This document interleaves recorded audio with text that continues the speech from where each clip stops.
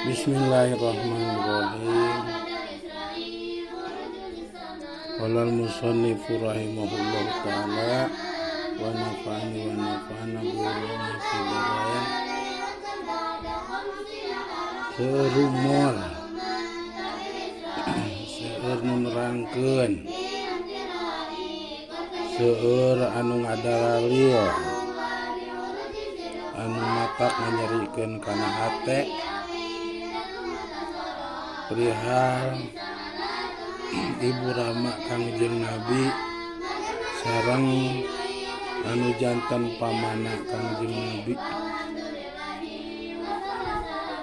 Loba anu ngaku umat Kangjeng Nabi tuluy ngadaralil tapi ngaawon-awon ka Ibu Rama Kangjeng Nabi sareng anu janten pamana Kangjeng Nabi. Kusabab teu ngaos kitab kuning sim abdi seja saalit walaupun bodoh maca kitab anu namina Safinatun Najah halaman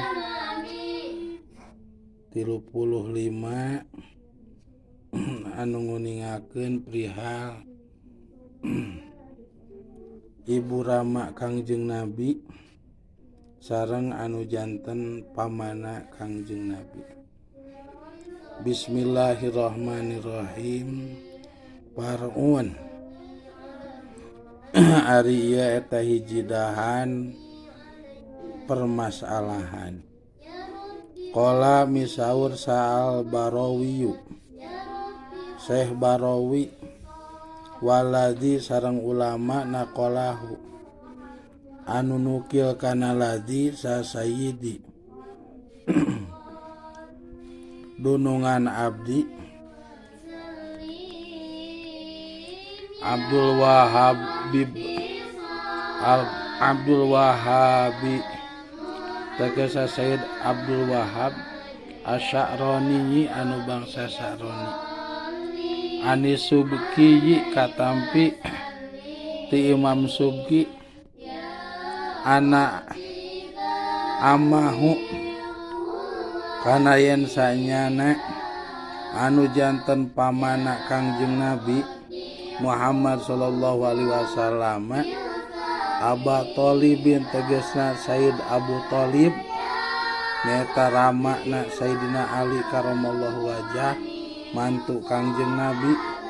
Sayyid Abdul Muthalib teh rai ramana Kangjeng Nabi Sayyid Abdullah bada antuwufiya dina saatosna yen dipupusan ieu amu tegesa Sayyid Abu Thalib teh ahyahu mangka ngajumenengkeun ka Sayyid Abu Thalib saallahu Gusti Allah taala halna luhur Gusti Allah. Saatosna Sayyid Abu Thalib wafat maka Sayyid Abu Thalib ku Allah taala dijumenengkeun deui pangna dijumenengkeun deui kahiji bade nembongkeun kamujizatan Gusti Allah kanggo Kangjeng Nabi nyaeta Kangjeng Nabi tiasa ngahirupan deui anu maot seperti tiasa ngahirupanana Kangjeng Nabi Isa alaihi wassalam kanu mararawat. Kangjeng Nabi ge tiasa tah buktos anu dihirupan ku Kangjeng Nabi kalawan idin Allah taya kajabi nyaeta nu janten pamana Sayyid Abu Thalib. Begitu pupus Sayyid Abu Thalib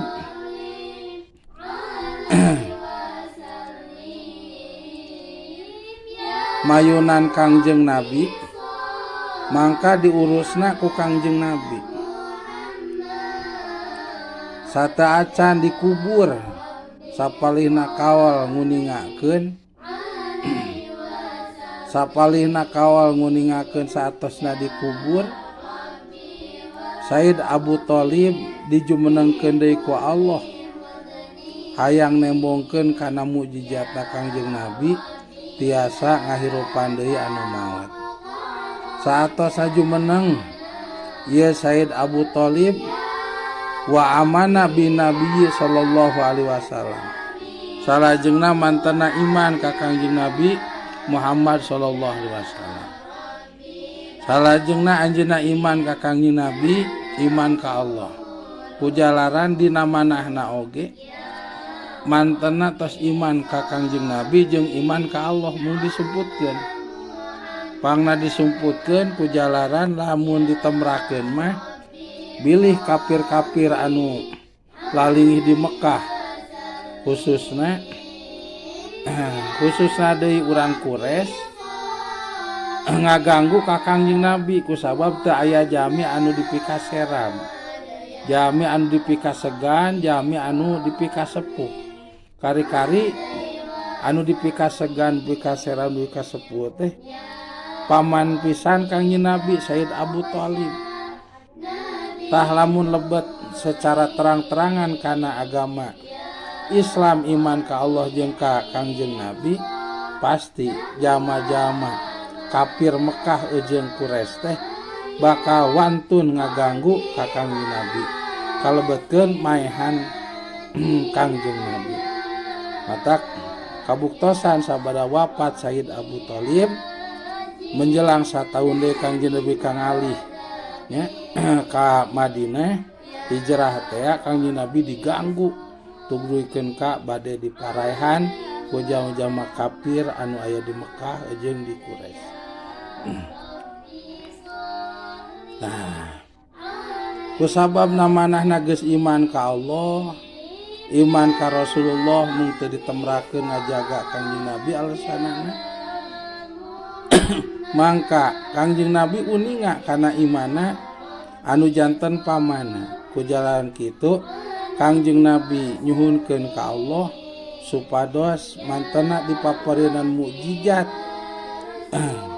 kana tiasa ngajumenengkeun Said Abu Thalib. Mangka diijabah kahoyong Kangjeng Nabi nya Kangjeng Nabi diidinan kanggo ngajumenengkeun Said Abu Thalib. Jumenanglah lah Said Abu Thalib salajengna mantena secara nemrak iman ka Allah, iman ka Rasulullah.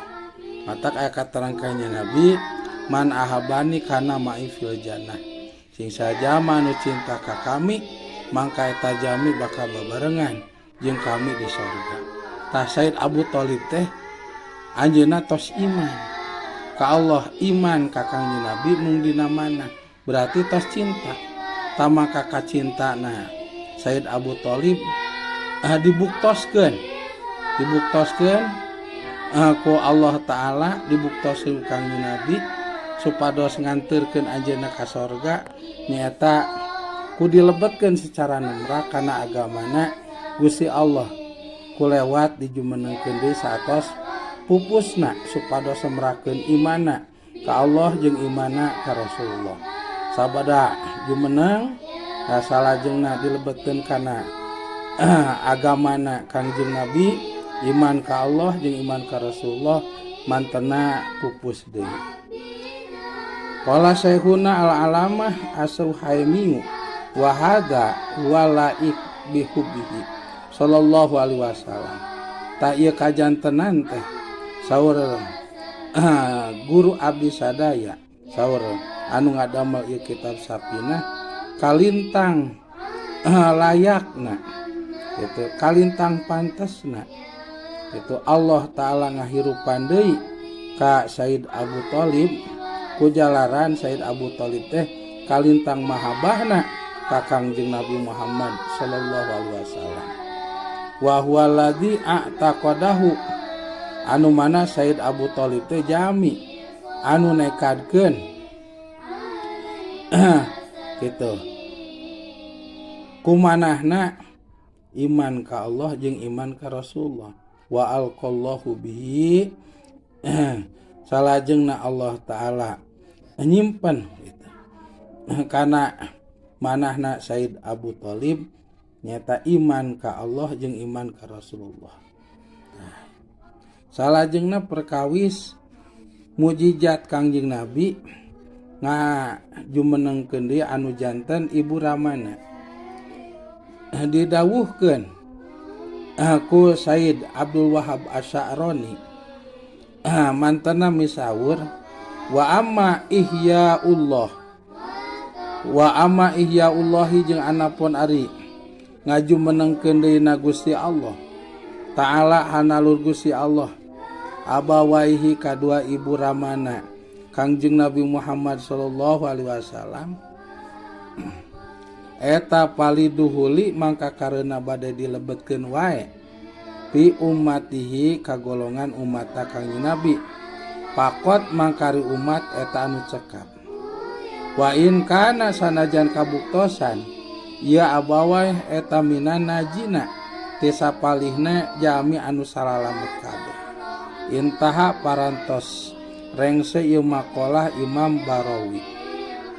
Salajengna Allah Ta'ala ngajumenengkeun deui anu janten ibu ramana Kangjeng Nabi nyaeta Said Abdullah sareng Sayyidah Aminah teu aya kajabi.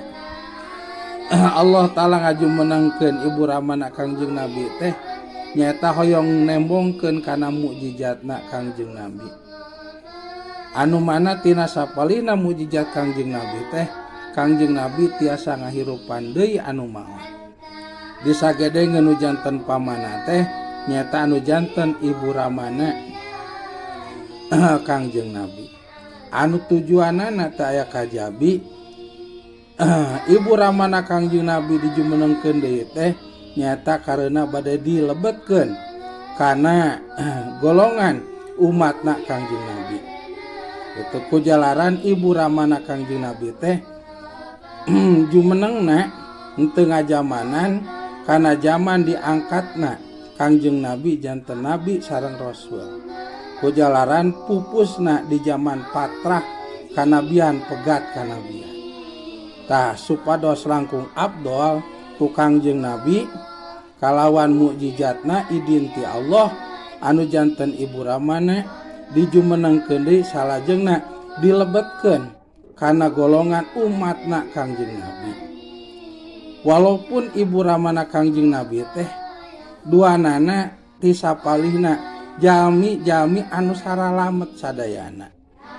Kusabab marantena mah netepan kana agama anu dicana ku Kangjeng Nabi Ibrahim alaihi salatu wasalam.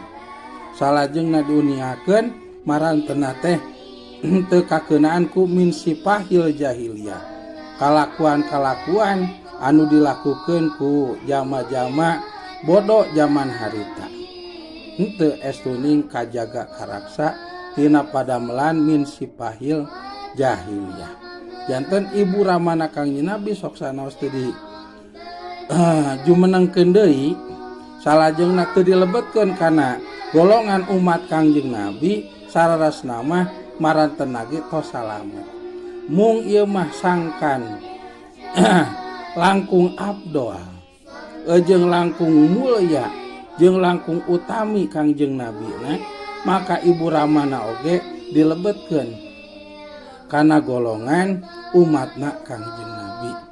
Nah, ieu katerangan anu nguningakeun kana kamaruliaanana ibu ramana Kangjeng Nabi sinareng pamana Kangjeng Nabi. Kanggo anu sok ngabuli ka kulawargina Kangjeng Nabi khusus nu janten ibu ramana jeung anu janten pamana mangga awas bae kitu kitab Safinatun Najah lamun ahli sunnah wal jamaah kecuali lamun golongan anu sanes. Pamugi-mugi lepatna tiasa ngampura reresna aya pulunganana. Wallahu a'lam bimuradih. Wassalamualaikum warahmatullahi wabarakatuh.